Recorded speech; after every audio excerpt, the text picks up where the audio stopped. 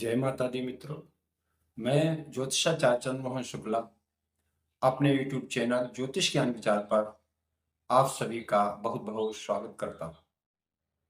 आज हम सिंह राशि के जातकों के लिए मार्च महीने का राशिफल लेकर उपस्थित हैं। आप लोग अंत तक हमारा वीडियो देखें, इसे लाइक और शेयर अवश्य करें। मित्रों, मार्च का महीना जब शुरू होगा तो ग्रहों की गोचर स्थिति कुछ इस प्रकार होगी। यह प्लैनेट चार्ट आपके सामने दिखाई दे रहा है। मित्रों, ये राशिफल चंद्र राशि पर आधारित है। जिन जातकों की राशि सिंह है उनके लिए उपयोगी सिद्ध होने वाला है।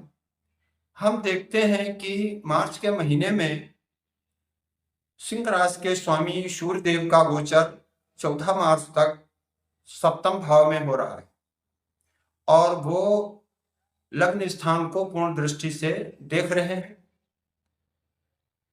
मंगल देव का गोचर 15 मार्च तक मकर राशि पर आपके छठे भाव में हो रहा है और बुध देव का गोचर 6 मार्च तक सप्तम भाव में होगा। 6 मार्च के बाद बुध देव अष्टम भाव में मीन राशि पर पहुंच जाएंगे। देवगुरु बृहस्पति का गोचर मेष राशि पर आपकी राशि कुंडली में भाग्य स्थान पर हो रहा है। वहीं शनि देव का गोचर अपनी ही राशि कुंभ पर सप्तम भाव में हो रहा है और शनि देव आपकी राशि कुंडली में शश नामक राजयोग बना रहे हैं। राहु का गोचर मीन राशि पर आपकी राशि कुंडली में अष्टम भाव में हो रहा है। अष्टम भाव में पाप ग्रह शुभ फल देता है। केतु देव का गोचर कन्या राशि पर आपके द्वितीय भाव में हो रहा है। तो ये ग्रहों का गोचर है। अब हम देखते हैं कि इस गोचर का सिंह राशि के जातकों पर मार्च महीने में क्या प्रभाव पड़ने वाला है। मित्रों, सबसे पहले हम स्वास्थ्य पर विचार करते हैं। आपके राशि स्वामी सूर्य देव 14 मार्च तक सप्तम भाव में गोचर करेंगे और उनकी पूर्ण दृष्टि आपके लग्न भाव पर होगी।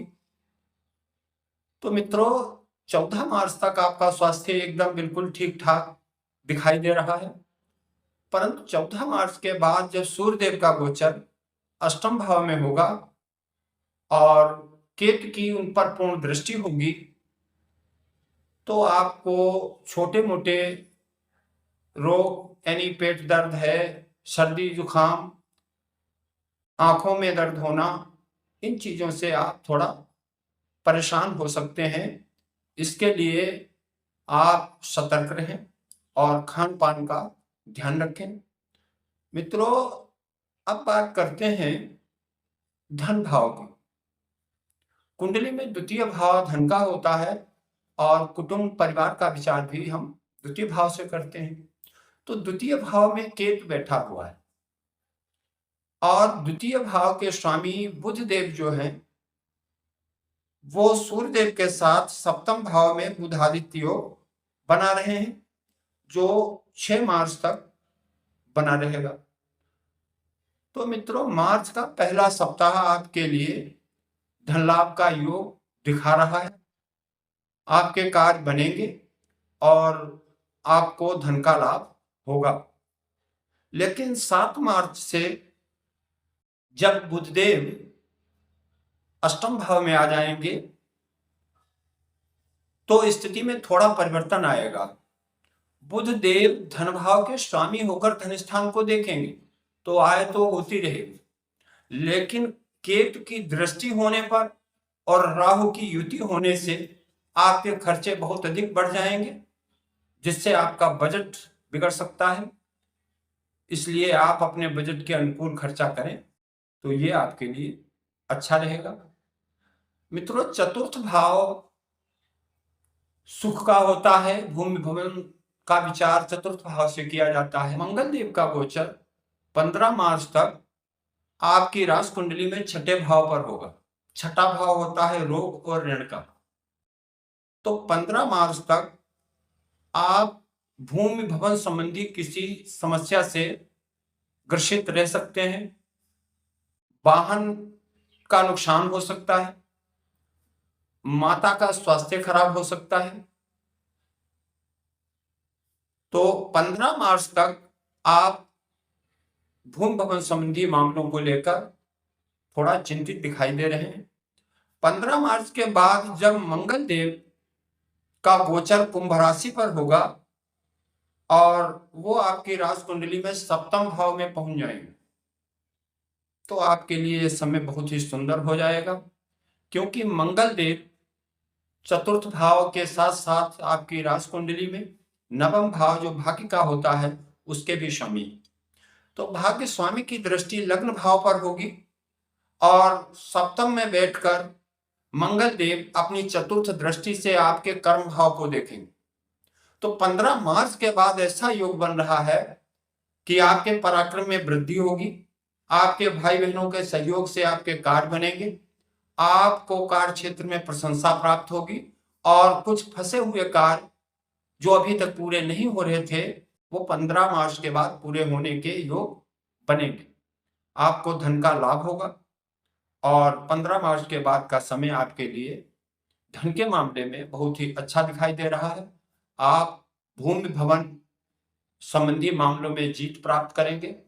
जो जातक प्रॉपर्टी डीलिंग वगैरह का काम करते हैं उनके लिए विशेष लाभ के अवसर बनेंगे। अब बात करते हैं पंचम भाव की। मित्रों, पंचम भाव के स्वामी हैं देवगुरु बृहस्पति और वो नवम भाव में गोचर कर रहे हैं। तो आपका पंचम भाव बहुत ही मजबूत और सुंदर दिखाई दे रहा है। पंचम भाव होता क्या है? संतान का, मित्र का, प्रेम का विचार किया जाता है। तो मित्रों, मार्च के महीने में आपकी संतान को सफलता मिलेगी, आपका प्रेम जीवन अच्छा रहेगा। जो प्रेम जीवन में है उनके मध्य घनिष्ठता बढ़ेगी और उनका संबंध और भी मजबूत होगा। विद्यार्थियों के लिए बहुत ही अच्छा समय दिखाई दे रहा है, क्योंकि पंचम भाव के स्वामी देवगुरु बृहस्पति नवम भाव में विराजमान है और वो अपनी नवी दृष्टि से पंचम भाव को देख भी रहे हैं। तो जो विद्यार्थी शिक्षा प्रतियोगिता की तैयारी कर रहे हैं उनको सफलता प्राप्त होने का योग दिखाई दे रहा है। अब मित्रों, बात करते हैं सप्तम भाव की। सप्तम भाव में सप्तमे शनि स्वक्षेत्रीय होकर विराजमान। सप्तम भाव होता है जीवन साथी का, कारोबार, व्यापार का। शनि देव अपनी ही राशि कुंभ पर सप्तम भाव में बैठकर आपके लिए शश योग बना रहे हैं। शश योग जातक को राजनीतिक क्षेत्र से लाभ प्रदान करवाता है और ऐसा व्यक्ति राजनीतिक क्षेत्र में सफलता प्राप्त करता है। तो मित्रों, ऐसा लग रहा है कि राजनीतिक क्षेत्र के परिचितों के द्वारा आपको लाभ होगा, आपकी राजनीतिक पहचान बनेगी, आपके कारोबार व्यापार में सुधार होगा और आपको आर्थिक लाभ प्राप्त होगा। वहीं सप्तम भाव जीवन साथी का भी होता है। तो मित्रों, 15 मार्च तक सूर्य देव का गोचर सप्तम भाव में, जो शनि के पिता हैं लेकिन शत्रुवत भाव रखते हैं, तो ये जीवन साथी के स्वास्थ्य को कहीं न कहीं प्रभावित कर सकता है। तो मित्रों, सप्तम भाव में सूर्य का गोचर 15 मार्च तक हो रहा है, तो ये आपके जीवन साथी के लिए थोड़ा स्वास्थ्य में दिक्कत पैदा कर सकता है।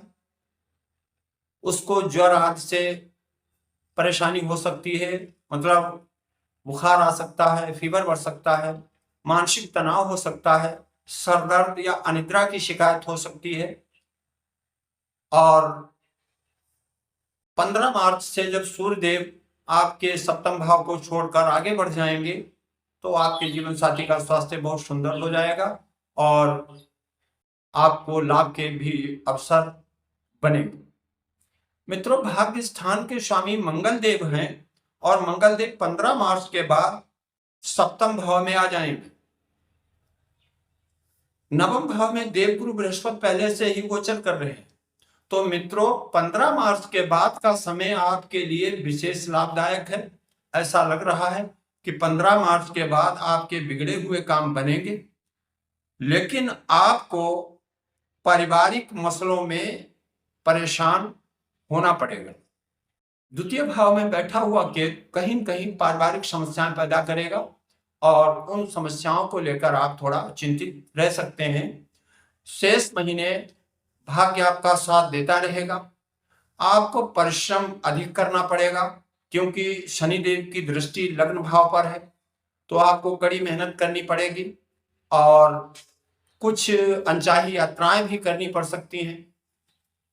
आपका खर्चा अधिक होगा, लेकिन खर्चा आपका धार्मिक और मांगलिक कार्यों पर होगा, ऐसा दिखाई दे रहा है। तो मित्रों, आपकी राशि के स्वामी सूर्य देव हैं और भाग्य के स्वामी आपके मंगल देव बन रहे हैं। तो आप सूर्य देव को नित्य प्रति जल चढ़ाएं, सूर्य देव की आराधना करें, ओम श्री सूर्याय नमः मंत्र का जाप करें और हनुमान चालीसा का पाठ करते रहें, तो समय आपके लिए अनुकूल रहेगा और आपकी सारी समस्याएं दूर होती रहेंगी। इसी के साथ हम अपना ये वीडियो पूरा करते हैं। मित्रों, आशा है आपको ये जानकारी पसंद आई होगी। आप हमारे चैनल को सब्सक्राइब अवश्य करें। फिर मिलेंगे। जय माता दी।